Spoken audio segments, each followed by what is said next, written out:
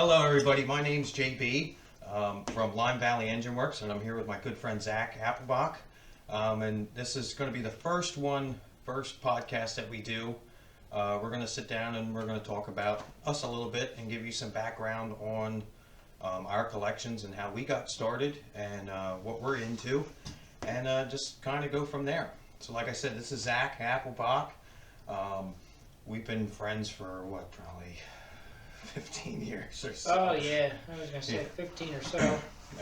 You see him a lot at Rough and Tumble, and he goes with me to Lebanon Valley. He goes with me all over the place, auctions, stuff like that. He helps me out a lot on my business and my hobby and stuff, so I thank him a lot for that. So what are you into? What do you collect? Well, I collect a little bit of everything. It's kind of like a sickness.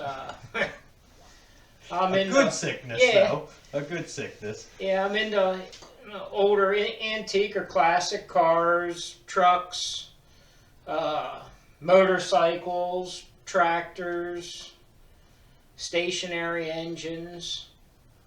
I play with some model railroading. I play with a little bit of everything. I'm not a master of none or of any of them, but you're learning, and just enjoy the hobby and the people I meet. Yeah, and the cool thing about the hobby is you don't have to be an expert in anything, you know. No, I'm far from an expert in any of it. But it has to do with the people you meet and the connections you build and the knowledge that they have, and that's important in the hobby. You know what I mean? And you've come a very long way from when you started. I mean, I remember. Yeah, started with a salt block Fairbanks Morris I bought off your dad when I was in high school. Yeah, and it blossomed from there. I mean, in this last year, I mean, your collection's taken off, my collection's taken off. It's snowballing really, really good. Kind of fortunate, but got to put the brakes on things. The stables are full. Yeah. Yeah, I mean, the right deal comes along, you almost got to take it on. Yeah. You know. Yeah, the engine side of things, you got a little bit more room to keep stuff under roof, but the cars and the big tractors, it gets a little tough after a while, and it's hard to let them sit outside and rust. Yeah. Rust's cool, but sometimes it just don't look too good on them. Yeah, you don't want them getting worse than what they are when you found them. So what kind of cars do you have? Well, I have a 41 Chevy sedan deluxe that I just acquired. It's all original. It was a true barn find. Has 47,000 miles on it. Never been touched. Runs and drives. It's just a cool old car. A little bit better than a Model A. It has good brakes. I have 55, 56, and 57 Chevy. They're all 210 models. I'm very fortunate. That kind of started out as a mistake. Bought the first one, and then I thought, well, might as well get a 56 to go with my 57, and then it snowballed from there. Got a 55 to go with the whole pair. A lot of car guys, they call them Tri-5 Chevys. They really, really like the Tri-5 Chevys, and I'm fortunate enough to own all three. And then I have a 53 Chevy pickup truck that kind of started the whole car thing for me.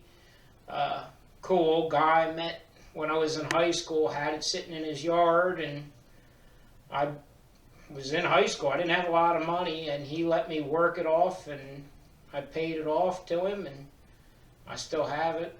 53 Chevy 5 windows are kind of a rarity to come by anymore. But that's on the future.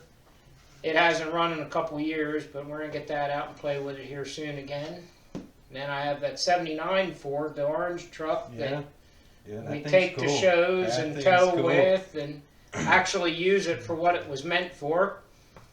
So yeah, that's a cool truck. You put that newer style step side bed on it and cut the frame down and stuff.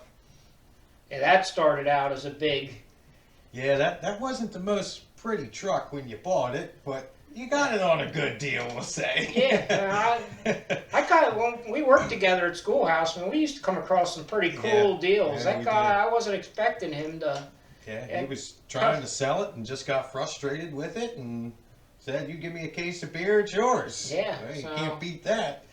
And It's, you've taken that truck from, I mean, it was like a turd brown with a wooden flatbed, Mhm. homemade flatbed on it, and you turned it around. It's a nice truck. It Yeah. is. It's really cool. I always liked it. Even when he was bringing it to the shop to get inspected, I always thought, this thing has some potential. It was another old farm truck.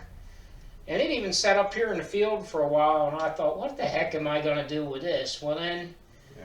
I needed a truck for a tow rig, so we brought it down and Yep. we started to redo it, and I needed a bed. Happened to stop at a friend's house one day, and he had a bed that he was going to crush and throw in a dumpster, and I was like, well, I'll take it. Made a 8-foot bed into a 6-foot bed truck, and the rest is history. Well, yeah, that's the other cool thing is you can see the potential in things, and that's a big part of the hobby too. Is it might look like a pile of just scrap, but you spend some time with it, you can bring the stuff back. You know what I mean? How I see it is, if you're not working on a project, you're inside watching TV, or you're just wasting your time. So really, your time's free. It's just the money you got to put out for parts and stuff. Yeah. And the cool story behind that truck is that truck was like it was supposed to be a budget. I said to a friend of mine when we started it, I'm like, if we're going to do this, we got to do it in 2 months. It's got to be on a budget. I was like, I don't want to put more than $3,000 in this at tops. Yeah. And, I just happened to stop at that guy's house the one day. I was getting ready to order a brand new aluminum flatbed for that truck, Okay. which some days I wish I would have done. Yeah, but it looks a lot cooler But- with that step side bed on Yeah, there. I seen this old bed off this 92 Ford. They called them flare sides. And it's all fiberglass. It was sitting out in his yard beside the skid loader, and he was scrapping stuff. He was going to crush it and throw it out because nobody wanted to buy it. And I was looking at the lines, and I'm like, I walked in the shop. I'm like, what do you got to have for that? And he's like, if you haul it out of here, you can have it. And I was like, well, we're on the way to the budget project. Just like the paint job. I was going to pay somebody to paint it, and then we hung that fender that I replaced on it. It was that satin orange color, Yeah. and the ladies were here, and they liked that color. I was going to paint it hunter green, Yeah. and they liked that orange. So I was like, all right, if you want it orange, it'll be orange. So we sprayed it that just cheap rattle can And it turned out nice too. satin orange, and You it's would not know it was a rattle can job. history That's- after that. It's a nice truck. It is. you know. But that truck pretty much shows you can make something cool, Out of just stuff laying around. yeah, know, out of and stuff that's- that people are throwing away or just random stuff you can get at the hardware store. And Well, yeah, and a lot of people come over to the house and they're just like, "Oh my God, you got stuff all over the place." But whenever you need something, I come over to your place Yep. and go raiding. yep, and you can make something out of anything. I mean, I don't tend to scrap much. Mm. If I scrap it, it's pretty much junk. No use. I've tried to sell it or try to use it for something, and it's just not worth anything. So then it goes to the scrap. But if I go to a sale, I take pretty much everything I buy. If I buy a whole pile of stuff, it's all coming with me. I'll use something out of there. I had probably 200 V-belt pulleys over Yeah. there for the longest time. In the automotive industry, I was kind of into automotive before I got into tractors and engines and stuff. And I always used to tell people, before you go buying anything you're looking for, Yep. call me. Yep. I was like, because most times you'll come over here, I'll fix you up with what you need, and fill your whole vehicle with other stuff you didn't even know you needed Yep. for a real good price. Yep. So, because I never throw anything out. Yeah. Well, yeah, and you're in the garden tractors. You collect Cub Cadets. Yeah, the whole Cub Cadet thing started as an accident too. That I really grew to appreciate the way a Cub Cadet was built. There's way cooler stuff out there, but as in a serviceable standpoint, a Cub Cadet's a pretty easy tractor to. Yeah, and they're built good. They're built Yeah. tough. And the way I got into Cub Cadets is I bought the house I live at now, and I needed a tractor to mow the yard. A friend of mine had an old 582 Cub that was sitting in the weeds that he was getting ready to scrap. He couldn't get it to run. And here, what they were doing, they were trying to pop start it because the starter was out of it. Okay. And it sheared the flywheel key and got it out of time because they're a clutch-driven machine like a regular farm tractor. Yeah. So I got this thing back to where I was working at the time and pulled the motor thinking maybe it was ignition. And I looked at everything. I had spark, it just wouldn't run. So I pulled the flywheel off, and here the flywheel key was sheared, and it was 190 degrees or 180 degrees off. It was way out. Put it all back together, stuck it in the tractor, and it ran. And here I had a nice 582, but I needed a mower deck. And again, I bought a house. I didn't have a lot of money to work with, so I wasn't going to go buy a new deck. I don't even know if they were available still at that time, but I wasn't going to buy a used deck because at the time they were getting like $200 for them. Yeah. So I was just kind of like, well, I'll make do taking stuff home from the shop and mowing with. Well, then a buddy of mine, his dad, called me and said, hey, you know, my son and me had this old 582 Cub Cadet pulling tractor that we did. He's not interested in it anymore. He's like, do you want it? I was like, I'd be interested in it, but I ain't got no money. He's like, you can have it. But this is the deal. You got to take everything with it. I'm like, everything with it? He's like, yeah. He's like, it's got a mower deck. It's pretty nice. What they call a mule drive that drives the deck. He's like, you come over and get it, and whatever I'm throwing out of the shed, if you take it too, you can have it. So that's how the Cub Cadet thing started. Then I got into Cub Cadets, and you know, that first 582 I had, that's a 1982, and I still mow with it and push snow with it. Yeah, it runs good too. Every year it's just ready to go to work, and you know, it's weathered the test of time. It's a true tractor, really. I mean, it's built just like the big ones, and it just keeps on rolling. Yeah, and it's got that cool look to it too. Yeah. All them big tractors in that era. Well, and that's the thing. It looks kind of like the muscle tractors, the big internationals of the time, and that was what really everybody back then liked, the yellow and white Cub Cadets. Yeah. So I always kind of liked the stuff that nobody else really cared for, and this was a red Cub Cadet. Yeah. Which the yellow and white ones you got at a Cub Cadet dealership, but the red ones you bought at an international dealer usually. Okay. So there's, you know, that's how they all kind of started anyway, and that's what I got into is the red ones. And how many Cub Cadets you have now? I lost track actually. At least 10.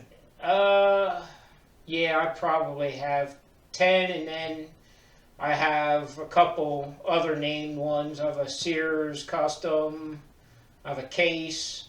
Yeah. And then I have that homemade jobby that we kind of think is a power pup, but we're not 100% sure. That's cool. That's cool. And you got that John Deere 110 round fender. I have a 112 round fender, which they're really cool, but looking back at it, because of the Tecumseh motor that's in it, that's kind of their downfall. Yeah. And then I have that 112 pan fender with the electric lift that we got out of that barn that time. It was all covered in pigeon crap. Yeah, we go on some fun adventures too, for sure. We do. Yeah. That was fun. Got a lot of cool stuff out of there. And you're into farm tractors too. You're working on this one right now. Once you get the parts back. Yeah, this one came from Jersey Jeff. Yeah, he was real proud of this thing. It's a little bit of a basket case, but we'll see it through to the finish. I'm not going to repaint it. It's got a real cool patina. It does. It's never been painted. It's what came out west, didn't it? Came from Southern California. That's what I thought. And the neat thing about it is it really shows it because it's weathered and sun-baked. Yeah, but it ain't and flash rusted, but everything unbolts just as easy as could be. It's just like it was put together. When we brought it home, the wheels were spread out, so to get it on the trailer, we had to slide the wheels in. And anybody that's in the old farm tractors knows that usually if they've been sitting for a long time with the wheels set in one position, it's a chore getting them slid in. Yeah. Well, this thing, I jacked it up, loosened the collars, and at first they didn't move, so I gave it just a light tap with a hammer, and they slid right in like they were just loosened the other day, and the thing hadn't moved in years. Yeah. I was like, well, maybe we got something to work with here. Well, we got it home, and the motor was in poor shape, so we're giving it some much needed upgrades, but going to pretty much keep it as a Original tractor. yeah, good usable farm tractor. We plan on taking it and using it on a farm or two to do light work like rake hay and things like that. Just use it for what it was meant for, because they don't seem to be happy if you're not out working them. If you let them sit around, They cause problems after problems after problems, and that tends to be what happens when you get so much stuff. Yeah. You're constantly chasing it, and I mean that's not a bad thing. Yeah. But it's hard to enjoy when you have so much stuff, and that's kind of the realization that I'm coming to, and I know you're kind of coming to the same thing. Yeah. You gotta find what you can manage and just kind of stick with that. I mean, your interests constantly change, and your collection will constantly change, but you gotta find what you can deal with, and then just kind of go from there. Yeah, and that's the thing that I've been coming to the conclusion. I really like having the stuff, but some of it's getting to that time where I've appreciated it and enjoyed it, but it's time to start finding good homes. Yeah. Pass it on to the next person. To somebody that's going to appreciate it and use it. And enjoy it, and just, Yeah. that's a big thing too. You try to get with people that understand you. Yeah. And this hobby's really good for that. I mean, I know you've met tons of people this year, and I've met tons of people this year that kind of share the same as you do when it comes to that. They enjoy it, but if somebody comes up and has to have it, you see the smile on their face, they'll pass it on to them, because, you know what I mean? You've had it, you've had your opportunity with it, and you start getting picky after a while on what you're going to keep forever. And if somebody comes up and says they got to have this, well, I'll pass it along. Yeah. And you collect engines too. So what year is this? It's a slant dash A. Yeah, this is a 1946 slant dash A. Okay, they made them 46 and 47.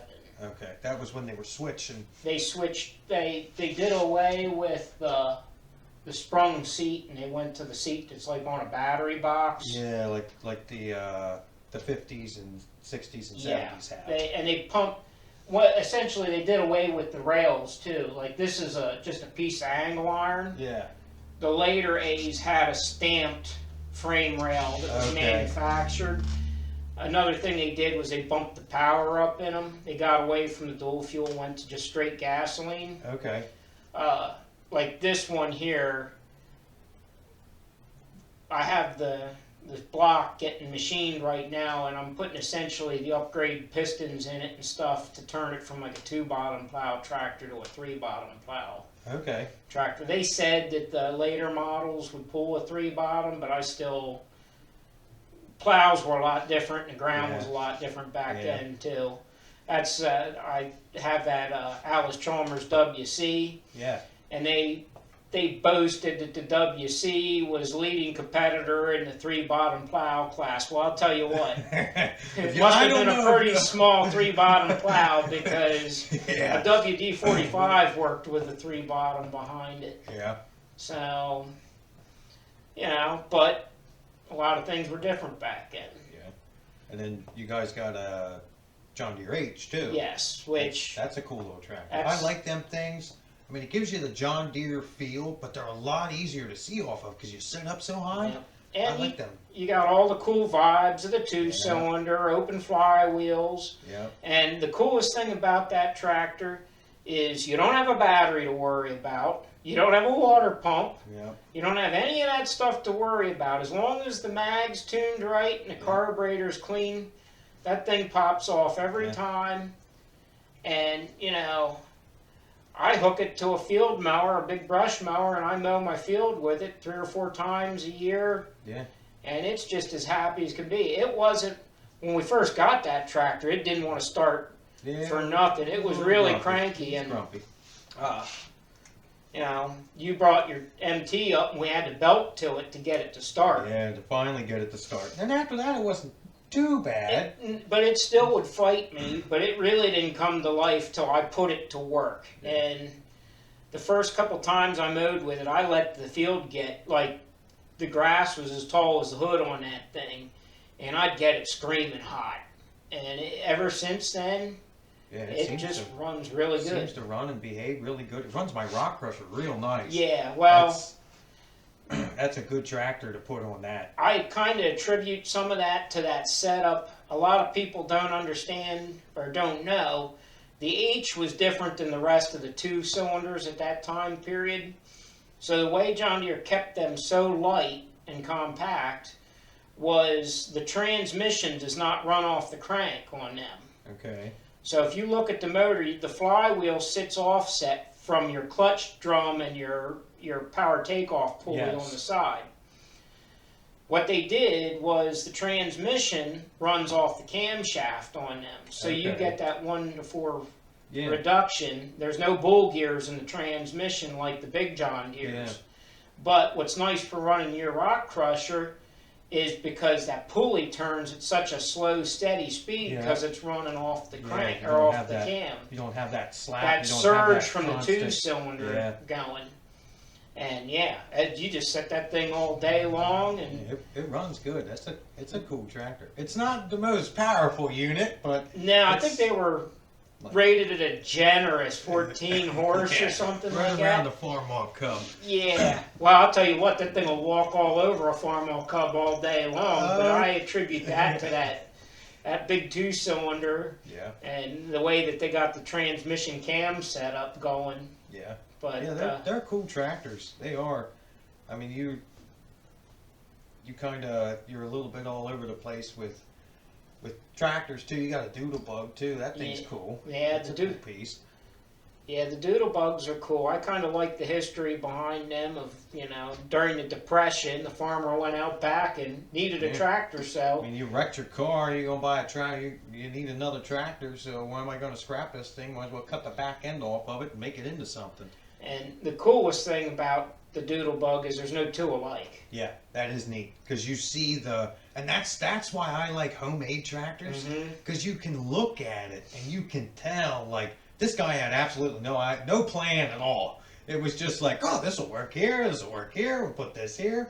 Like, and you can see a lot of the mechanical ability that the person had. Yeah. You can see a lot of their mindset. You know what I mean? Some homemade tractors you look at, and it is just a mess. There's just stuff all over the place. Yeah, there's no pride to the craftsmanship. They are just in a hurry. This'll work and this'll work. And there's other ones that are just clean cut, almost looks like it came from the factory. Yeah. And that to me, that's cool. To own something that somebody way back in the day made and was proud of, and somehow it didn't get scrapped. That's the neat part. And that was the thing that kind of turned me on to that doodle bug, because when I went to look at it, like, I was curious about it, but I really wasn't going to buy it. Yeah. I just wanted to go see it. And when I walked around it, I thought to myself, whoever built this or was the caretaker of it really loved it, because everything was meticulously built. It wasn't the most... some of them are really, they got a lot of stuff going on, like power takeoffs and winches and stuff. Yeah, they build them for a task. But this one was pretty plain. But what kind of turned me on to it was the person cared about it that much. When they put it away for the final time, they, mothballed it. Yeah, pulled the radiator hoses off. Yeah. Cleaned the tank. Fogged the tank and everything. I mean, everything, that thing hadn't run from what the guy said that I bought it from for 30 years. I brought it home, and instead of rolling off the trailer, I thought, well, let's see if we can make this run.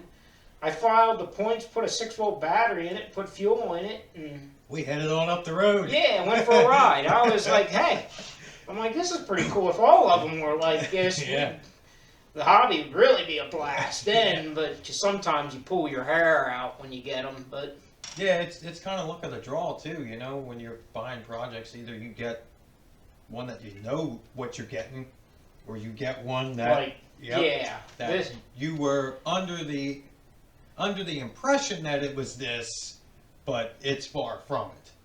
But you know, you got to look at it too that you know you learn something every time you take Yeah. something apart. You learn something, and this hobby, you know, if you don't learn something new every time you work on something, then Yeah. you're not in the hobby for the right reasons. You're not. yeah, and don't go into it thinking you know, because that's about the time I find I get my butt handed to Mhm. me on something, and Yep. I learn a lot, but I didn't know Yeah. what I was getting Yeah. into when I got Yeah, into it. you learn a lot when there's all this stuff laying on the floor. You don't know where it goes. Yeah. Yeah, yeah. And you're into engines too. Yes. Collect mostly Fairbanks. Mostly Fairbanks stuff, and that again was just kind of by mistake. I bought that first salt block Yep. Fairbanks off of your dad, and I, like I said, didn't have a lot of money, but I wanted an engine, and that was what I could afford. That thing, you know, took it. We used that. We had that thing for probably 10, 15 years before we sold it to you, and we used that thing for everything. Yeah, and it's still old reliable. It just keeps running and running. But I took it to a couple fairs thinking, I ain't gonna win nothing with this old thing. And a couple times I'd come in, there'd be ribbon hanging on. I'm like, this is kind of cool. Well, then I didn't know much about Fairbanks. I started looking into the company and what they made and what they were involved in. Yeah. And found out they're still in business today. They make big marine diesel engines, and they're dabbling in a little bit of everything. And back in the day, they were into scales, And farm equipment. that's a cool company if you do the research on that company and how it all developed and what all they brought to the table by just buying up little companies and making their company bigger. Like, why are we going to make these when these guys are making them and they don't have the market for them? So why don't we just buy that company and make it part of our line? Yeah, like, and that was smart back then. Instead of now, they're just trying to put the other company out of business. Yeah. Where, hey, we'll help you. We'll hop on board. it just here became a with you. shareholder. Yeah. What they did and prospered off other people's work.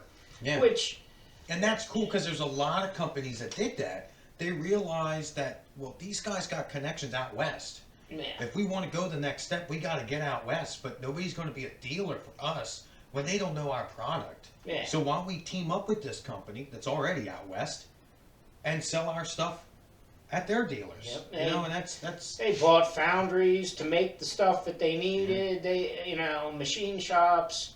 yeah, already existing companies. Yeah, that were established. That, and struggling or just wanted out. yeah, and it's a story for another day. But the more research you do about the Fairbanks Morris Company, it's kind of an overseen American story. Like you hear about Ford and the Vanderbilts and all them, but the Fairbanks Morris story kind of gets overlooked. But it's a true, and there's other companies out there too that are just the same way. And that's just by buying that salt block, I kind of stumbled on Yep.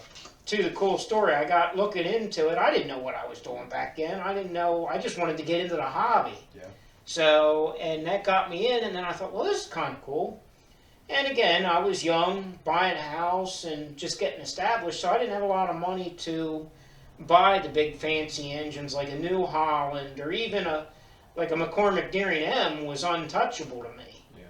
So, Well, and that's the cool part I about can this pick- hobby. yeah. You can get an engine in pretty much any price range. yeah, You know what I mean? You got 50, 75 bucks in your pocket. You can buy, a Maytag. You can buy something like that. You got a couple grand. You can buy, and if you're mechanically inclined, you can buy a, reasonably high dollar engine, hit and miss style engine, at a good price that's locked up, that you're gonna have to put some time into. yeah, But if it was sitting there running, you couldn't touch it. yeah. And that's what's cool about this hobby is the prices there's a good variety of it, and Yeah. you can't really get discouraged on, I don't have enough money for that. Just find something that's in your price range. You got to start somewhere, you know what I mean? And we've all been there. We've all started at the bottom and worked our way up. Yeah. And just because I'm not saying that a salt block is a low dollar, low budget engine. No. There's people that love them things. Yeah, and I can see why. Yeah. I mean, it just, you don't have to babysit it. Yeah, It it'll run looks all day. cool, and you It's just a cool engine, and you can just pick it up. And, belt it to anything, and it just sit there and run happy all day long. Whether it's a ice cream freezer or like we do at the shows, we take that furnace cage blower fan, and yeah. sit there and have redneck air conditioning Yeah. all day long. yeah. So that was your first thing. That was my first one, and then what really got me cranking on the Fairbanks is we were up there at that Elias Byler sale. Mm-hmm. It was like the last one they had. Yep. It was cold as all get out that year. And they're set that Fairbanks 3-horse with a oscillating mag. And at the time, I didn't even know it had the mag. Yeah, that was the sale with that stay right I should have bought. That Yes. thing it was so cold that day, whoever put that thing away, it greased it up that much that I thought it was froze up. I thought it was locked up. But it didn't look bad. There was no cracks. And I'd already started researching Fairbanks. And I've noticed that the cool thing about Fairbanks is as they changed models through the years, a lot of their parts were interchangeable. So if And something, that makes a big difference. it makes it easier to source parts. Yes, and that's when you're getting into the hobby. That's what you want to do. Is you want to buy these common brand engines. That parts are more readily Yes. available, And and so that your people- skills kind of Yeah, and that- improve, and you can make your parts if you have Correct. to.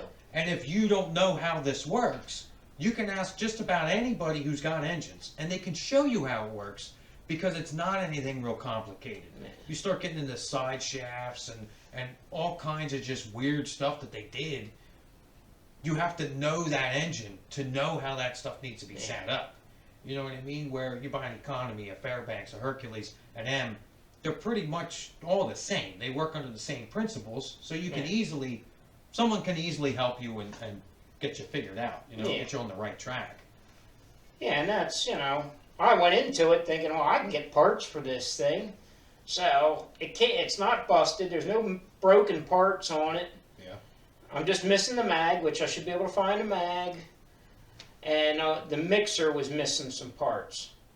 And I was looking at that, and I'm like, oh, we probably... missing that needle valve, I think. I was missing the needle valve, and the fuel pump was broke in it, because it has a plunger-style fuel pump that fits inside of the... Yeah, like a bicycle pump. Yeah. So I was like, well, that stuff should all be pretty easy to find. So I bought the thing, took it home, set it in the garage, it thawed out, it spun over and had real good compression. I'm like, all right, we got this licked. And I cleaned out the hopper, found the mag, which the base was broke on the mag. So back then I just kind of JB welded it up and affixed it to the stand the way it was supposed to. And of course the mag was dead. But at least it was on there. Yeah. And it was an igniter engine, so I made up a coil, and that's when I got a real education that some Fairbankses are simple, but that one to time it up and get everything happy was a little bit... And that was like your first experience with an igniter, too. Yeah, so it was rather frustrating, but it took a But couple of once weekends you- of playing with it, and then it roared to life, and I thought, well, this is kind of cool. And that's the other cool thing about engines, and that there's different ignition systems that once you understand them, they're not that hard. No, Like, a lot of that stuff farmers built in their tool sheds in the evenings and stuff, like out of a- whatever was laying around. Like a hot tube ignition, once you understand how it works, it's simple. Yeah. You know, those EK mags and those Webster mags, once you understand how they work, they're simple. An Yeah. igniter is nothing more than points like what's on a Briggs, but they're not in behind anything. They're inside the cylinder. They're just That's what makes the utilizing spark. the spark that comes off of a breaker points opening up to ignite the fuel. Yeah, and once you pull it out, you're like, what is this? But once you see how it works, it's simple. Yeah. You know, it can throw you for a loop sometimes when you snap it outside, it's got spark, and you put it in there and it don't do nothing. That'll throw you for a little bit of loop. You got to put new mica tubes and washers in it. Yeah. But other than that, yeah, it's, you know, that's one thing I really like about this hobby is that you can just play with it, and you Mhm. can figure it out pretty easy. And if you don't know, I mean, there's books out there that you can buy. There's people you can talk to that are more than willing to talk to you. And I know you've seen that in the, what, we've been going to shows for, what we knew Jeff for, 7 years? Yeah, we've been going to shows together probably close now to 8, 9 years, I'd Yeah. say. and just the amount of people that we've been able to connect with, and just, It's amazing. it is the amount of knowledge that's out there. And if you learn how to talk to these people, Yeah. sometimes you just gotta shut up and listen. Yeah, and that's the cool thing I like about the hobby, because you get so many cool stories. Mm-hmm. Or, people come up and they just, they tell you, they remember when Granddad used to run a well pump with that style engine. Or But then you get the people like at the fair. You get the people that are like 110. They come up and, what is this? I never seen one of these yeah, before. that's We live under a baffling rock. sometimes. But then I think to myself, you got to remember, some of these people aren't from a rural area, or But they had to have something like that in the city. Had to have. yeah, You know what I mean? That blows my mind. But it's just cool to share your knowledge with people. And the more that you share your knowledge with people, the more the people understand. It took me a very long time to get to know some of these old guys. Mhm. You know what I mean? Like, I'd say hi to them, they just hi and keep on walking. Yeah. Now, a lot of these old guys, they see me, they plop down in the lawn chair next to me, and they're there for half an hour, 45 Yeah. minutes.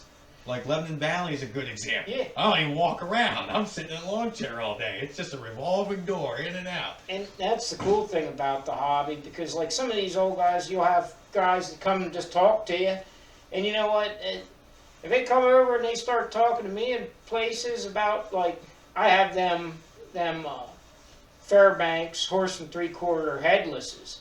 I got this old guy. He comes up every year at Rough and Tumble, and he's just mesmerized by that thing.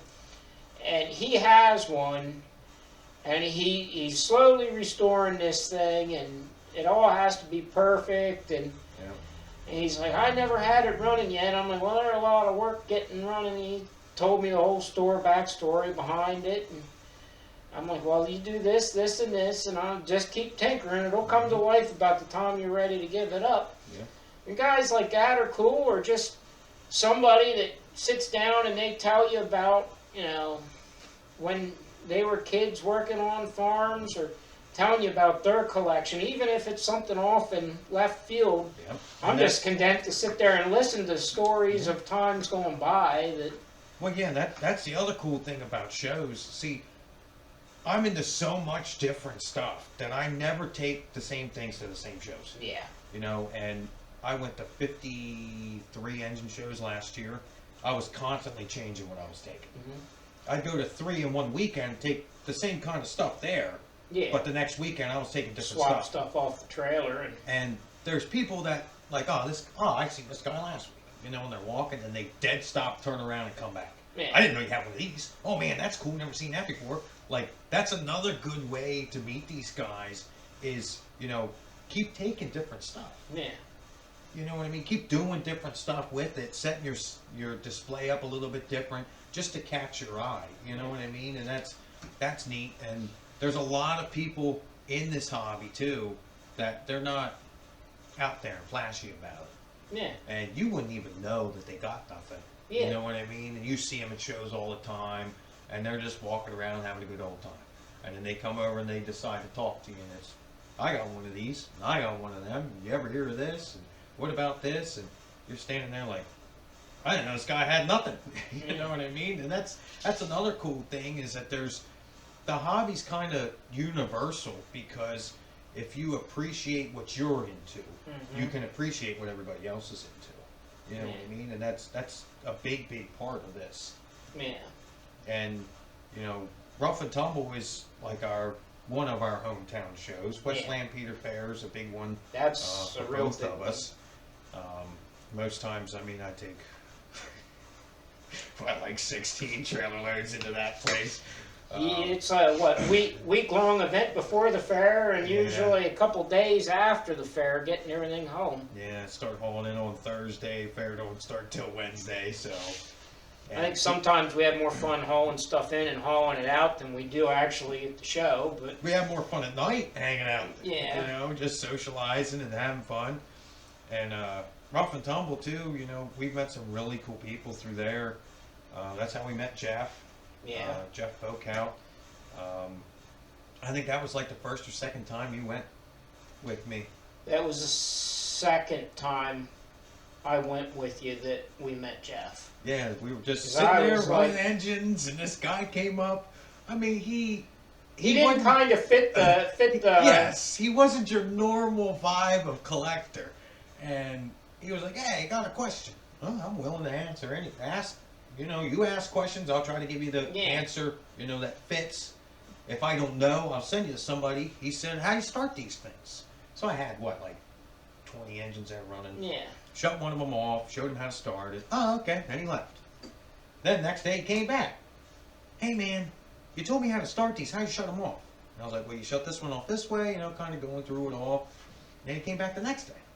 Then he came back the next day.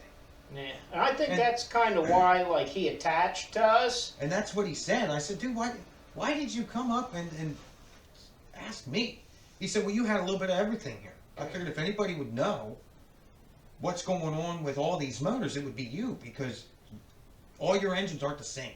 You have such a variety here that you got to know what I'm talking about." Yeah, and you know, like, And it he is- turned out to be one of our best friends in the hobby. Yeah, You know, he was awesome. he was always there at a phone call, even Yeah. though he lived so far away, which was crazy. Yeah, but 2.5 hours. I could call him today, be like, "Hey, I bought a tractor in Minnesota." He'd be gone. That, or he'd just show up out of the blue because Yeah. he felt like coming up and visiting. I just felt like coming up and seeing you guys. It's like, oh, that's cool. But you know what I mean? But it all started because, like, some people in the hobby, they do their own thing, and that's cool. But, like, you're like me in a standpoint where it don't matter who walks up. If they want to know about something, they Okay. ask the question. You take the time to explain it to Yeah. them in hopes that if they're not into the hobby, that they become it into the sparks an interest and they get into it. And like I've said multiple times, it takes one good experience for you to get locked into this hobby. You know what I mean? And it takes one bad experience for you to just walk away. Yeah. And I try to be that good experience. I try to, you know, educate people and just, you know, show them the excitement that I have about it. You know, I've made my hobby my life, really. Yeah. And it's one of the best jobs I've ever had. It's stressful, but it is, Well. you know, and I find awesome stuff that I've never seen before. You meet cool people. Yeah, go on some really interesting adventures. Yeah, to say the least, there's been some really cool ones. Yeah, But that's all part of the fun in this hobby It is. that some people don't get to enjoy, that we're kind of fortunate that we do. yeah, it is, and it, you know, it's this hobby too is a lot about being humble and about being, you know, just modest about what you have. It's not about, like, you collect completely different things. We're kind of starting to come together, but you collect different things than I do. Oh, yeah. But I appreciate the stuff that you have. Yeah. You know what I mean? And I see the joy that it brings to you and how much fun you're having with it and the hard work that you're putting into it. And I appreciate that. And with you, it's the same way. Yeah. You know what I mean? And like you said before, you'll find things that are like, man, this would be cool to have. But it's not quite in your realm. Yeah. So maybe Jacob will buy it and then I can play with Yeah. it. Well, that's kind of like the cars. It's like, you know, I have all, like, different things on an opposite end of the spectrum from you, but it's like, hey, Jacob, Willow Street's having a car show this weekend. You want to take one of the cars, you pick one out, I'll put you in it and go. That was hilarious when we were pulling out there that one year and you were in the 55 and your dad's like, when do you get this? Yeah. Yeah, that's another cool part about the hobby too, is the people that you meet and you build friendships Yeah. with. You know, I've built some really good friendships over the last couple of years, and you know, just the people that, like, I had a show at the house. Mm-hmm. those people there, they stepped up and they helped me a lot with that.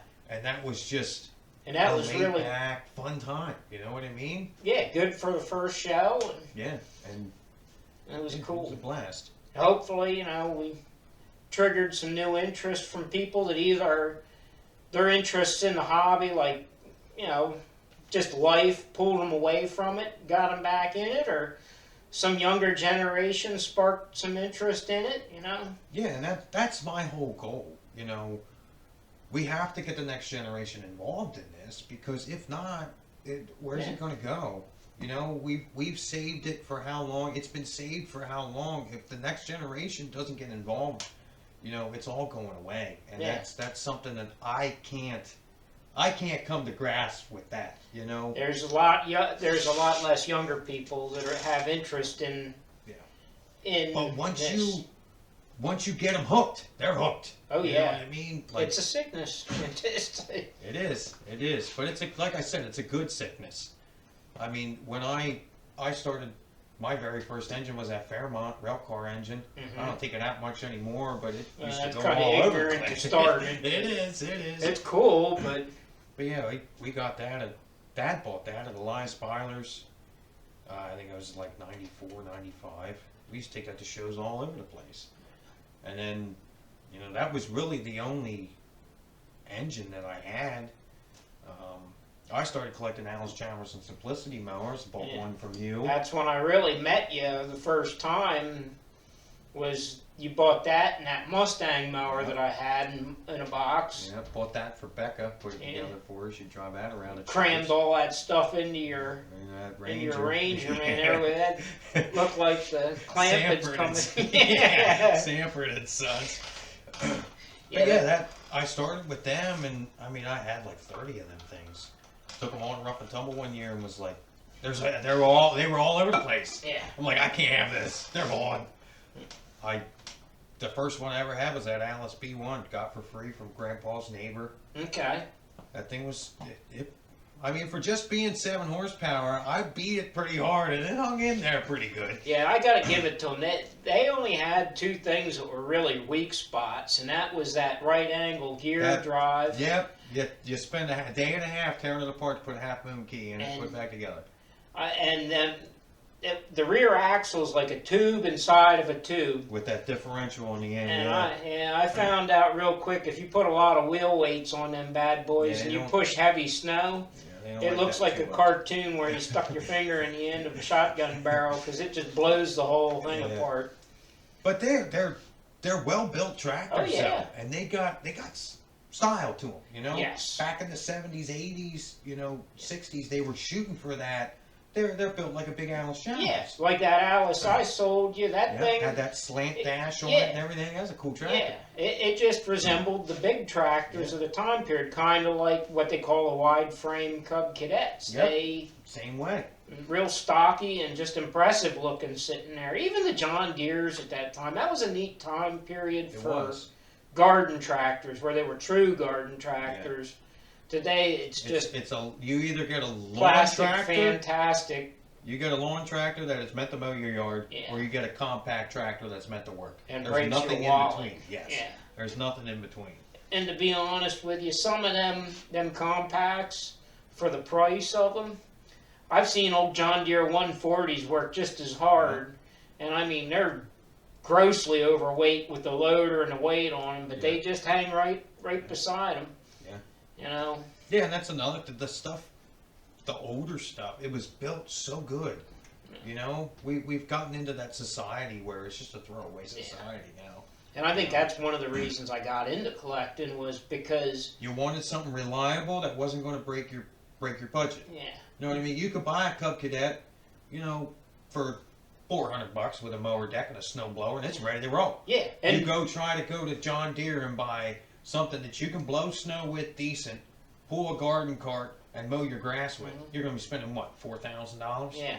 Well, that's funny you bring that up, because one of my friends has a 682 Cub, and he kind of was gritting. He bought the thing for a song. I think he gave like $450 for it. And it was repowered with an upgraded, I think it had they had KT-17s, which were kind of weak. Somebody put an M18 in it, Okay. which was fully pressurized, which that was a good upgrade. But he was gritting about paying for this thing. And I was like, so I'm like, what are you crying about? I'm like, you got a spindle you need to replace in the deck. Yeah. I was like, set of tubes in the front wheels. And I was like, you got yourself a real garden tractor. Yeah. So he went over, I forget, I think it was Weaver Turf Power. He went somewhere to get the stuff to rebuild the spindle. And the guy at the parts counter gave him the price, and he started bawling about it. And the guy's like, look, he's like, go look at the price tag on one of them tractors out there on the showroom floor. And he went and looked, and it was like $3,000. He comes back, he's kind of like, I guess I'll buy the parts. Yeah. And the guy's like, look, he's like, the one you're fixing right now will be around way after anything that's out on that floor. He's like, what you're working on is a real garden tractor.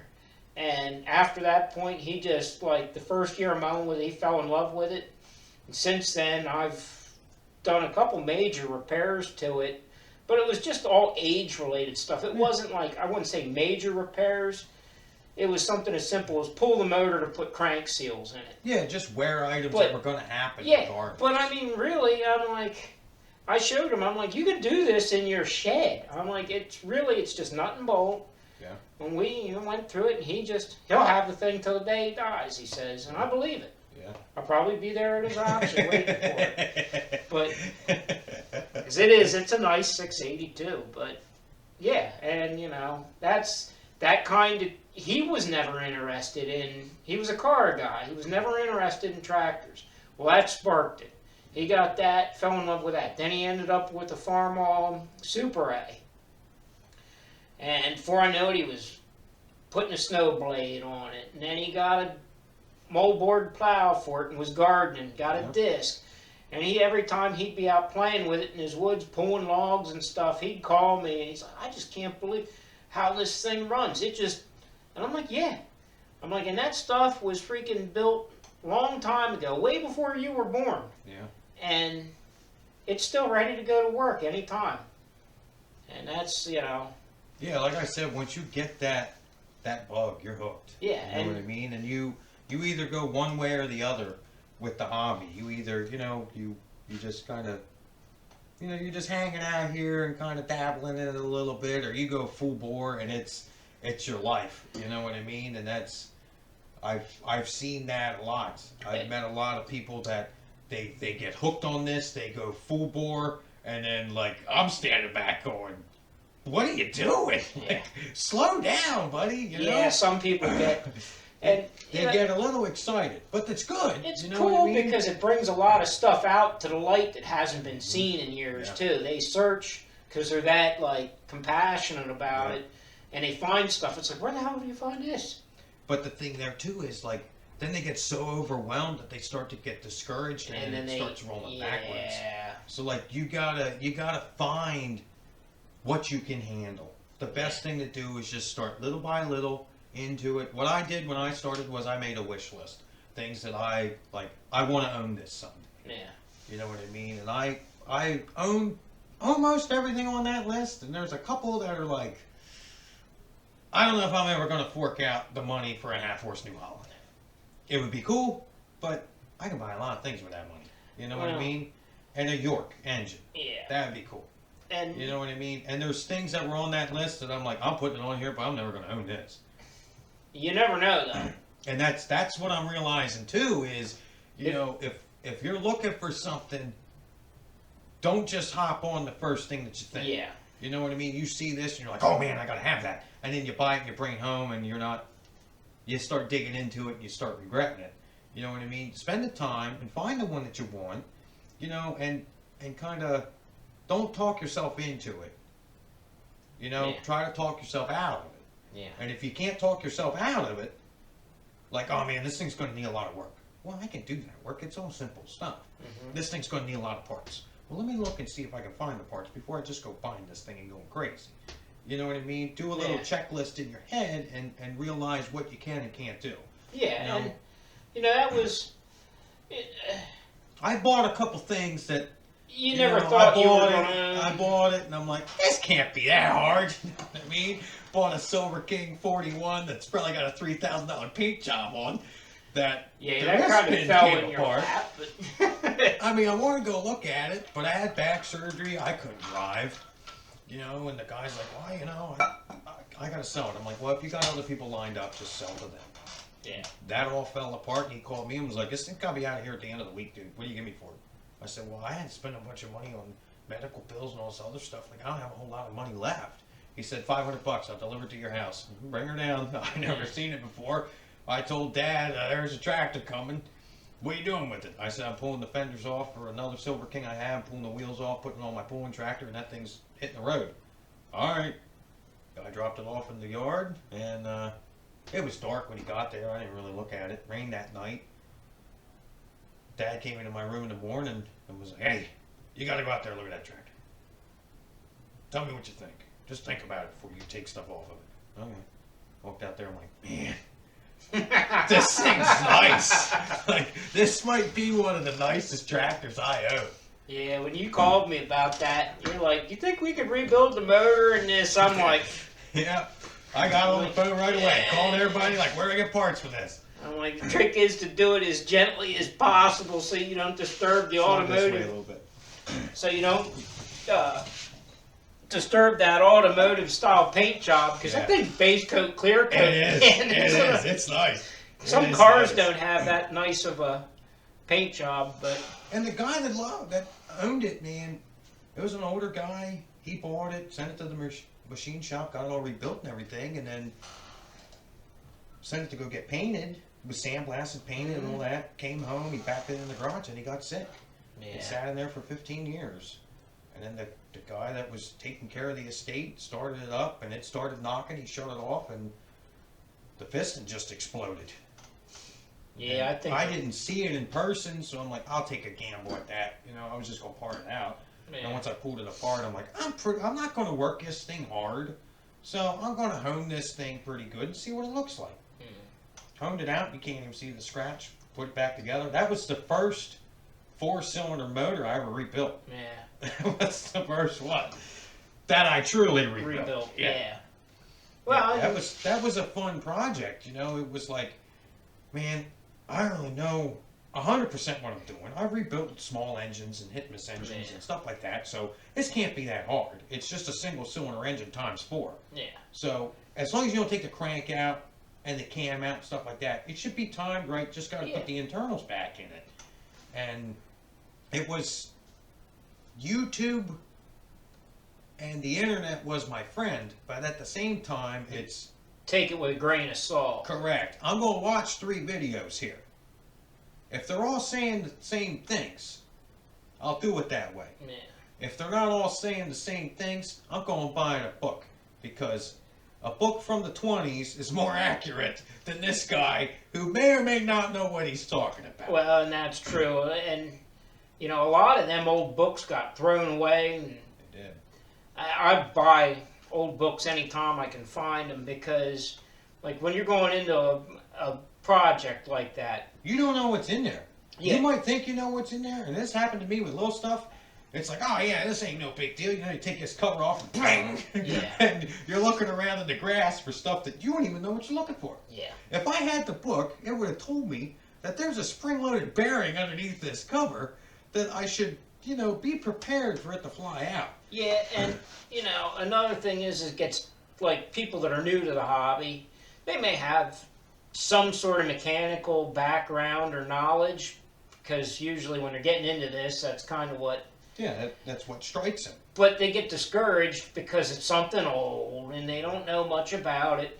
Yeah. But they got to really go into it in the mindset that these things have been repaired, like, Yep. in barns and fields by farmers and Yep. just regular old Joes. Yeah. And all they had was some simple hand tools and a book. Yeah. And common sense. sense. Yeah, Yeah. that's the big thing, is common sense. I mean, that Alice WC that I pull with, before I owned it, the kid that had it, he was pretty green. He was still in high school. He didn't know much about internal combustion engines.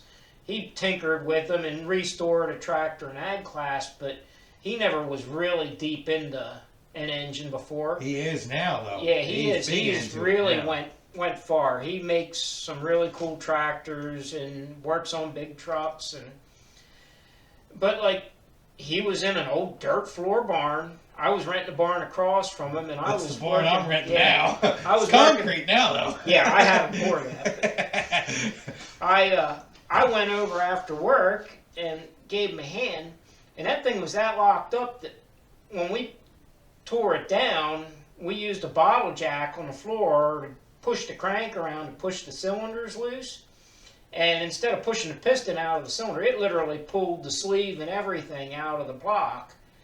And he's like, well, what do we do now? And I'm like, well, I was like, you're going to have to order some parts. And he had some other parts for a different style Alice Chalmers that fit it. They weren't right, but they fit it. Yeah, stuff her in there and make her run. And he's like, you think these will work? And I'm like, should. I was like, they put the WC overbore pistons in the WD-45 blocks, so why can't we put a set of WD-45 pistons in a WC motor? Yeah. We put the thing together and checked the bearings, and he cleaned the head up, and whatever was laying around, literally in boxes, he built the motor out of, and I gave him some help when I could. And that thing was just a runner from the get-go, and then I acquired it, and other than just basic maintenance, Yeah, it's been running good. I've been running it for years, and it just, I can't ask for anything more for El Cheapo. Yeah. Yeah, that was one of them, if we're going to get into this, we're going to do it in a budget. Yeah. Yeah. That one has been pretty much zero money out of my pocket. I just wheeled and dealed and horse traded and Yeah, and it's a good running tractor. It's got straight sheet metal. It's nice. yeah, it's a good looking tractor. And somebody painted it years ago with a paintbrush, but you don't know that till you get on top of it. Yeah. And she looks good under the fair lights at night. It does. But Yeah. you know, and that was another thing, getting back into the whole hobby thing and getting into the hobby, and like everybody's attracted to different aspects, whether it's cars, motorcycles, tractors, engines. Some people like better than factory new. Yeah. And then some people like all original.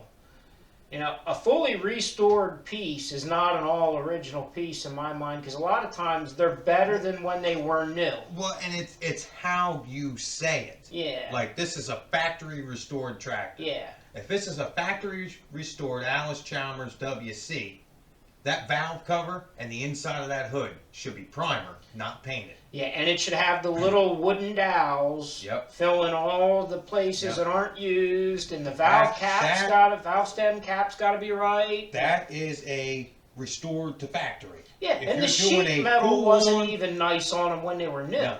They put them together, then painted them. Yeah, Like, they primered each piece, yeah, but they put it all together so they didn't scratch the paint when they're putting it together, and it painted everything. yeah. And I've So seen. the underside of the hood is just overspray. Yeah, And there was a tractor at the fair restored that way, yeah, and somebody got mad because it wasn't that's not a nicely restored tractor. that's how And the it's judge supposed to be. said that's how it came off the line. It was Yeah. exactly like that. And And that, you'll get that. A lot of shows don't judge tractors because people get frustrated and irritated and they just get upset. Yeah. You know, like that first time I got a Mini Mo RTU, I bought that like 12 years ago. yeah, First time I took that thing to the fair, first place. There was a guy there with a Massey. He got first place for like 10, 15 years. Yeah. He was pissed. He's never brought that tractor back either. and that shouldn't be that way, No. but some people are that way. And it's like, you know, and he came up to me and was like, well, how'd you win? How'd you win? How'd you win? Like, well, bud, I'm I not... sprayed it down with diesel fuel and wiped it down. Yes, I do that. Pull it out of the barn, pressure wash it, backpack spray with diesel fuel. Yeah. Don't get it on the tires, spray anything else. And that thing glistens, cleans up real nice, don't it? Yeah. And every year I take it there. And that's And the judge has changed, but the place of that tractor has never changed. And I Yeah. always ask the judge, he don't know that it's mine. yeah. Why'd you place this one first? It's got all the original wiring on it. Look at the generator. Look at this. Look at that. It's got the original belt on it. The tires are original. Battle all the scars. switches. All the switches are original. Yeah. The lights are original. Like, it's all straight, nice paint. This is the most original tractor sitting here. Like, you know what I mean? But it's all in your taste too, you know? Yes. Like I said, your hobby, your interest in the hobby changes as you get older. Like, As you evolve and yeah. yeah. Like, I never thought I'd be owning tractors. Man. You know what I mean? Like, when I first started, I was diehard into garden tractors, and then, That's what you could handle at the time and afford. and you know, your hobby gets a little out of control to where the point where you're buying stuff you can't exactly handle, but you figure it out. Yeah. You know? Well, that's part of the fun of it, too. It is too. And you know, I went from 30 garden tractors to I sold almost all of them and started buying odd stuff you don't see. That's what I like, is the garden tractors you don't see often, or you don't. There's a difference between rare, Yeah. uncommon, and you know, unusual. To me, Yeah. there is, you know, and it doesn't have to do with the model. It doesn't have to do with the maker on what makes it rare. Like, the rarest tractor to me is a tractor with a story behind it. Yeah.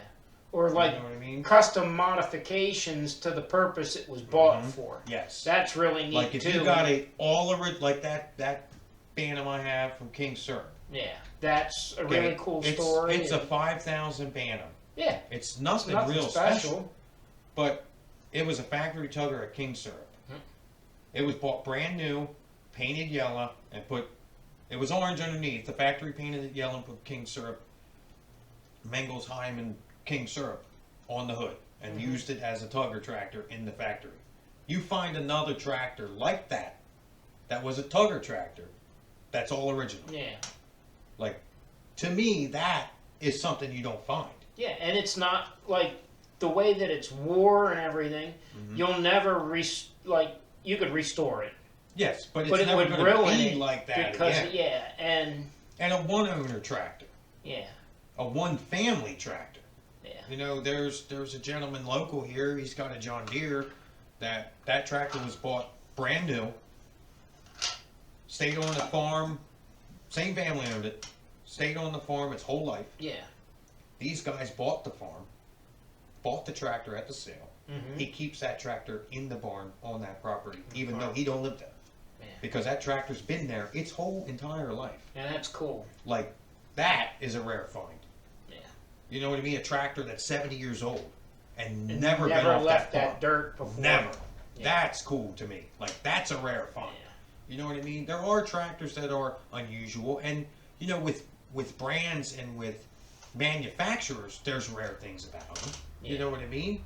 But the word rare gets used so much Kind, that yeah. it's just, it has no meaning anymore. It doesn't. You know what I mean? Like, people, John Deere 110 round fender, that's a rare find. Like, Yeah. in the John Deere realm, Yeah. maybe. But like a patio tractor. In the John Deere realm, to find an all original patio With tractor. a nice seat. Nice seat, nice hood, no cracks. Nice, original. That's a hard find. That, or if you find it with the patio furniture it was sold with, Yes. that would be really cool. And You know I've what I seen mean? it shows where somebody will have like the patios, and then they'll have some of the pieces of the furniture. That's really cool because It tells the story with it. yeah, You know? and that it's rare to see Yes. everything together like that. You know, And that's just one of my pet peeves. Is Yeah. I don't like that word. You Yeah. know? and look, There's things out there that, in my opinion, if they made less than 100 of these things, yeah, or less than 300 of these things, yeah, that's rare. You know what I mean? And even, they made 2,500, 3,000 of these. yeah, Like, that's not necessarily rare, but to find one that's all original mint, that's rare. You know? yeah. So that's just one of my pet peeves when it comes to this stuff. And Find something like with the paperwork and everything Yes. that went with it. It may be a run of the mill Tractor. item, But if you but can if you find, have all the documents and stuff that go with it, that just changes the whole realm of it. And most to me, people won't appreciate that, but people that are really into the hobby, and once you get past this certain point where like you have a lot of cool stuff, you start to appreciate like the paperwork or the stories and the documentation, or you start to collect like the weird and unusual attachments, or yeah, and that's what gets me is tractors that I have a couple tractors that have all the original paperwork with them, like receipts and stuff for stuff way back in the day that they bought for it. Like that is awesome. right. How that paperwork never got split up, that's cool to me. You know what I mean? That's kind of too like me, and it's kind of corny because again, the Cub Cadets aren't really that impressive. But like I got into looking for them with the dealership stickers or plaques on them, because some of them actually have like a riveted plaque to them. When I find one with that, I'm like that's cool, because a lot of times they got wore off or repainted or knocked off, And like, and then you don't know where it came from. But Correct. the dealership plaques and stuff, it's cool to like look and see if they still exist. and if you remember going into that place when you were a kid, to yeah. have something from that dealership is just awesome. You know, like I said, you either really are into this hobby and get it, and you're full bore into it, or you know you like playing with what you like to play with. You go to shows, you know what I mean, but you're just conservative about it. Yeah. And sometimes that's how you have to be. Yeah. You know, and like I said, my collection has just been, it's blossomed into more and more things. I'm getting more into steam. Big tractors, I pretty much, my stable's full of that. So I think I got about 20 right now. I collect mostly Silver Kings, which I got 18 of them. Yeah. And they're a cool tractor. You don't see them often, you know. Let alone have what you have in the collection. Yeah, and They're they're a cool, user-friendly tractor. Yeah. You know what I mean? And they scoot on down the road. Oh, I know they roll along just well. There's no need for some of them to go as fast as they go, but. I know. And then you ask yourself, well, maybe it's because it's got some age to it. And then I'm like, no, it's just too fast. Yeah, going 30 mile an hour up past Harley Davidson at a little white knuckle. But that was factory speed. That thing's not even turned up or nothing. That's a bone stock tractor. That was one of their claims to fame. Yeah. They had a tall road gear. Yeah. Yeah, and they were like back in those days. That was like one of the Cadillac tractor brands. Yeah, The Silver King. And I liked, the first time I seen one was Adam Lehman's grandpa's at the fair. Mm-hmm. I seen it and was like, man, this thing's just got a cool look to it. Yeah. It's got that Streamline. 50s streamline. Like, I gotta have one of these. They had nice paint from factory. Even when they were brand new, they had that metallic silver paint job. Yeah, and you could get that. They would paint that tractor whatever color gray you wanted. Yeah. If you wanted metallic, they'd put metallic. You wanted a matte, they'd paint it matte. Because that's what helped them get the big money for the tractors is You could they order would it the way you cater to wanted them. it. Because these guys out in Nebraska and Kansas and stuff like that, you're plowing with this thing. That sun's shining right in your eyes. Mm-hmm. You know what I mean? Even a Farm H brand new, shining right in your eyes. They didn't like that.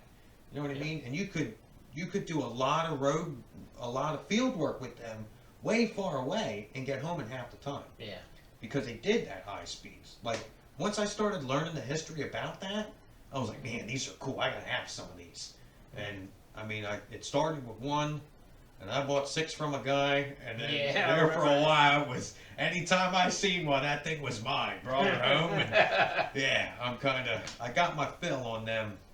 I've been buying the toys and the literature and stuff like that because that's what kind of brings the collection together is when you can get other memorabilia. You find the smalls to go with the big stuff. Yeah. Yeah, and you know I've been collecting toy tractors ever since I was little, and my first toy tractor was a Massey 44 Special. Okay. So that was my first real tractor, was a Massey 44 44 Special. So that was kind of cool. but yeah, just the things that I've been able to build up on. It's taken time, but it's, I'm excited. I never thought I'd own two little steam traction engines. Ooh, I didn't You think know you what I would mean? either. I never thought I would be able to own a Atomic Babe. That is probably one of the nicest ones you're going to see. That is all original. Yeah. And that was just, I just kind of stumbled upon it. And this hobby's a lot about luck too. And I seem to have some pretty good luck. Well, that's the thing I've found. When I first got into the hobby, I was like ripping and tearing. I'd buy up old cars or whatever, and if I seen something, it wasn't what I wanted, but it was neat, I'd just buy it. Yeah.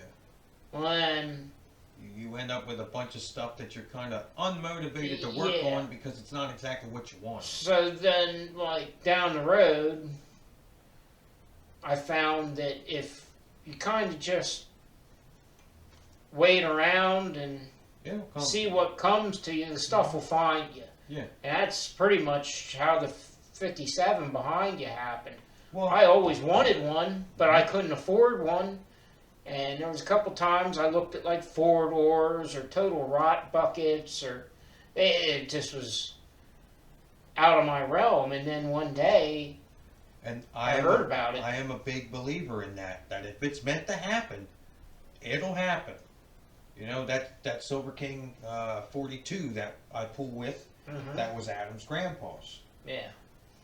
They sold it at that sale. Yep. Then it ended up down here on Haytie Road, Mm-hmm. and I didn't go to that sale. I went to a different one. Yep. I seen it there and was like, man, I should go. Nah, I don't need another Silver King. I'll go to this sale. There's something there I like a little bit better. Then it was sold at PA Auction Center. Yeah. And I knew what they gave for it at Haytie Road. I wasn't going to pay much more than that. And was like, I'm going. If it's meant to be, it'll come home.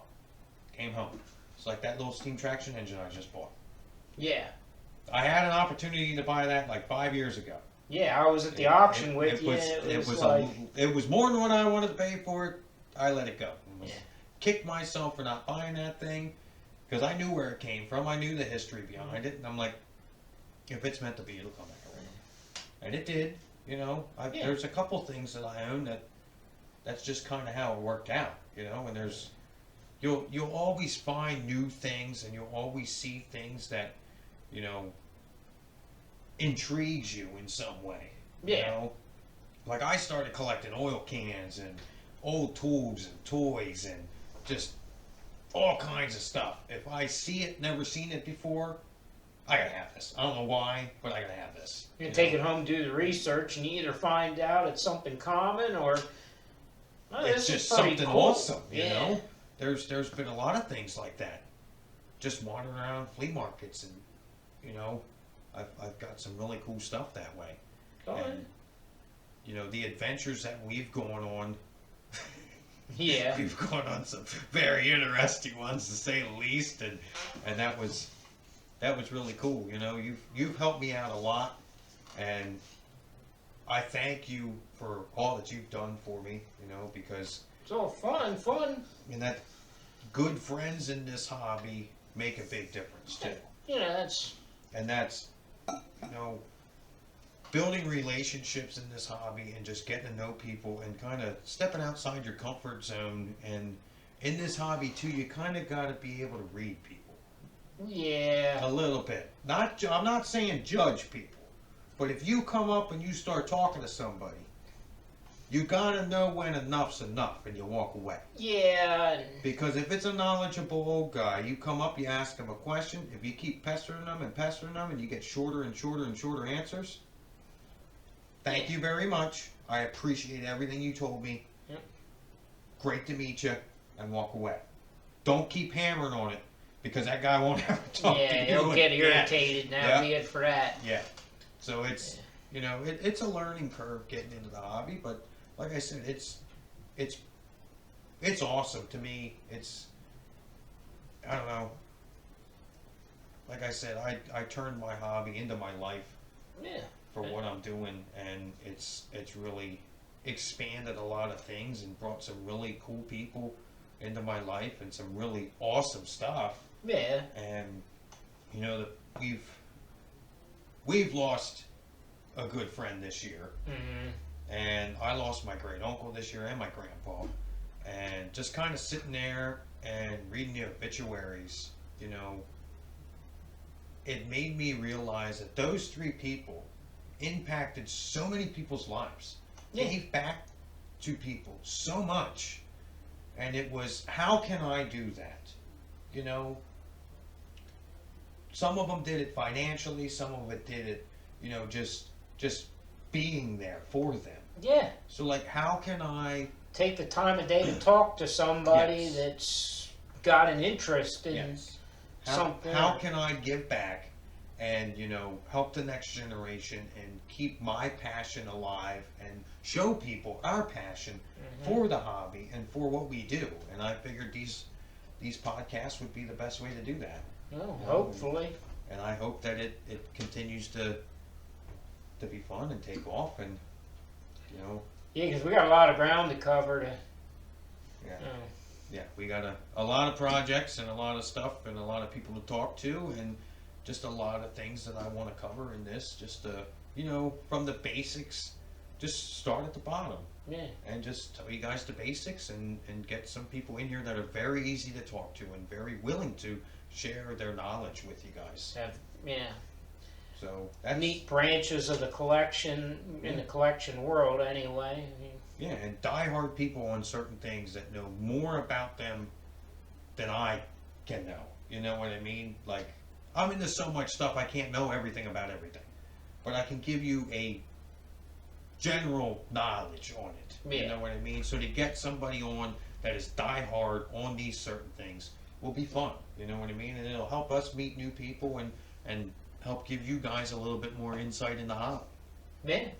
So thank you very much, Zach. Yeah. For hanging out, talking. We're in Zach's garage, by the way. Yeah. So, we're in a Arctic freeze right now. Yeah. Pretty toasty Yeah. in here, so and it's 70 in here. I think it's 19 outside. yeah. So I thank you guys very much for watching the podcast. Like I said, my name's JB from Lime Valley Engine Works, and this is Zach Applebach. I do want to thank Hanover Supplies for being a sponsor of my podcasts. Look them up on Facebook. They sell all kinds of detailing products, oils. They sell a lot of things that I use in my shop to help keep engines running and stuff like that. They sell some really nice oils and stuff for kind of set up for older equipment like what we're running. They sell tire shines and quick details and stuff to keep your guys' stuff looking really, really nice when you take it to shows. So thank you guys very much. I hope you enjoyed the video, and subscribe to Lime Valley Engine Works YouTube channel.